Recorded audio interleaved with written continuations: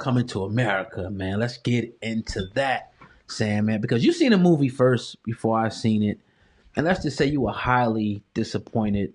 And then I put the movie in, and I did text you, but I'm gonna let you go ahead and give the people what you think about Coming to America Part 2. Yeah. So the first night it came out, it actually came out on Friday, but for some reason I got access to it the day before. I don't know if that was something Amazon was doing or whatever. So it was kind of late. Me and the wife were about to go to sleep. She's like, let's put a little bit on. I said, all right, fuck it, let's throw a little bit on. I watched about 15 minutes and I was like, you know what?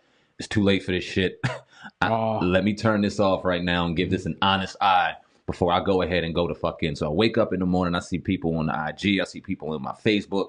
Yo, y'all got to go in on this. This movie was terrible. It was awful. It was ass. So I'm like, oh boy. Before I say anything, let me watch the movie. So I watched the movie in its entirety. I watched it 3 times now. And I seen that you put up a poll on Hip Hop Uncensored. I asked people what they thought of the movie. And it's about a 50%.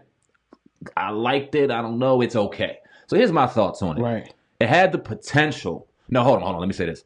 It was never going to meet expectations of the first movie. That first movie was created in 1988, if I'm not mistaken. Comedy and life in general were completely different than they are right now. What they gave us was a classic movie. With Coming to America 2, it had the potential to not meet expectation, but to be a good movie. It really did. Some parts of it I enjoyed. Mm-hmm. Obviously, you enjoy the cast. When you look at the star-studded cast that was in it, most, if not all, most of them, not all of them, of the members of the original cast was on there. So you appreciated that. I love seeing black people on screen, black excellence. Of course, you appreciate that. But a McDowell's in Zamunda? You got a fucking McDonald's in the middle of a jungle? Right. The brother that, I don't know if it was Eddie Murphy or Arsenio Hall, because they both play these roles well, but the little fucking witchcraft dude, the Geechee dude, the Baba. that was some bullshit. Right. There was a couple instances in the movie that just came off corny, rushed, and just straight, just like, goddamn, what are you doing? Like, this shit is corny on all levels. I don't know what I'm watching, man. So I'd give it a C. I know a lot of people are out here saying, "Yo, don't disrespect black movies. It was black culture." It was a great movie, but when you look at Paramount movie or something like that, yeah, and when you look at it, who owns it? Who owns it for real? Right. And when you look at who is promoting it, where are they promoting it? So the only thing black about it is the motherfuckers buying it. Mm-hmm. And some of the cast, obviously, but I did put the poll up. I put rate the new Coming to America movie now 25%. This is out of 11,000 votes. 25% said it was a classic, which is a stretch to me. 52% said it's okay.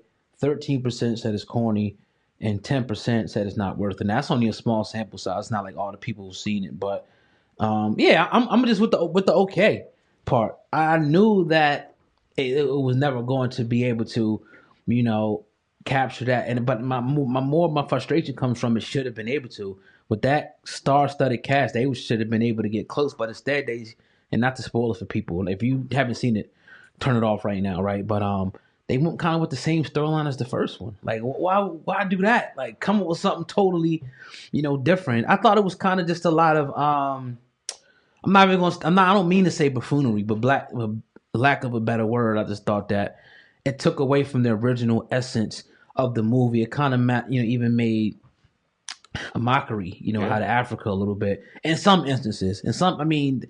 First of all, the costumes, the way the people were dressed, it makes you love, being from Africa. It's totally like a beautiful thing, like what the women was wearing, and the shit was crazy. But other things kind of made a mockery, of the great, the motherland of Africa. But it is what it is. As far as us going in on a black movie, you can say what you want to say. We're going to keep it real over here, whether it be a white movie, black movie, and us giving our honest opinion about the movie is not going to take away from none of the sales. It's not going to take away from nothing that movie made. So we're just going to get on here and always give our honest opinion. But my overall grade will probably be like a C minus. I just thought it could have been way better. With that being said, it wasn't horrible. Yeah, and I'll give it a C and not to put on this too long. First off, Leslie Jones, who played my man Jermaine Fowler's Lavelle's mom, I think she did a great job. She did her fucking thing. I think she was probably the shining light in the whole movie. But I agree with you, oh God.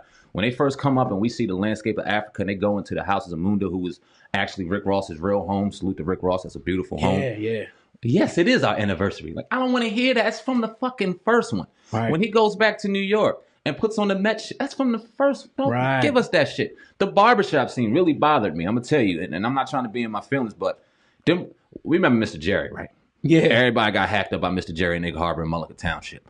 Mr. Jerry right now would not be cutting hair.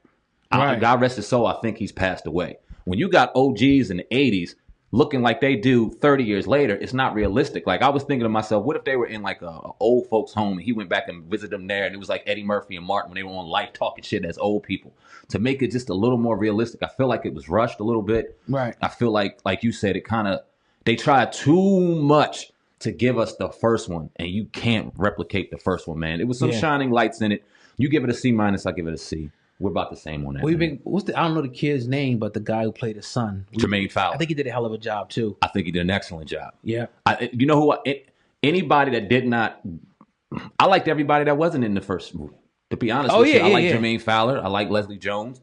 I think even our girl Lunel did a good job in her little part that she had in there. I think, what's my man's name? I can't think of it right now. Tracy Morgan. Yeah. He did his fucking thing in that movie. Yeah. I thought a lot of people had little bright moments. But the main stars, Eddie, Arsenio, I was just a little disappointed in it. Yeah, there was, like I think the key thing you said is the fact that they was at a different spot. You know, in 88, Eddie Murphy was different than he is now. They look comfortable. And they're like, you know what I mean? Not to say they didn't give it all, but it's just different people. Like back then, it was like a more of a hunger.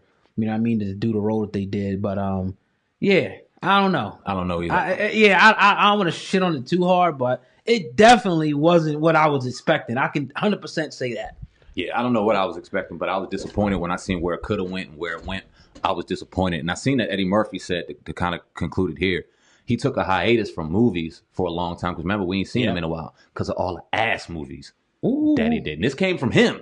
Yeah. He was tired of the ass movies. There was a certain point where Eddie Murphy stopped doing what we accustomly see Eddie Murphy doing, and there was some movies that were questionable in there, and that's why he stopped. So I'm very curious to see what he would think after watching the final product of this, because it's been multiple versions laid out, I was hearing, and this is the one they came up with. So, hey, salute to these great actors and actresses we've seen on screen, and go ahead and watch it for yourself. Like, I just hate same storyline. It kills me. You couldn't come up with nothing better? You remember Best Man and Best Man 2? Yeah. I loved it. Both of them, yeah. Best Man was a great movie. Oh, yeah, yeah. And we look at sequels and we go, it doesn't necessarily equal up to the first one. I disagree with that. 2 might have. Because 2 might have. Yeah, yeah. They gave an extension. They gave you a character arc on what everybody's doing and why everybody's doing it. But at the same time, gave us new shit. I would rather see less of a comedy and more of something. All right, you got a son out here in New York. You go meet the son. You give little funny parts because you motherfuckers are naturally funny. But not you said buffoonery. And that's the only word I could think of right now in certain aspects of this. Of the movie. Niggas ain't take a test or nothing. Like, you just took the nigga over there. Like, you know what I mean? He's my son. He's going to be the rule of the era. Like, you can't write with him. Like, ain't no nigga from Brooklyn leaving to Africa with you, man.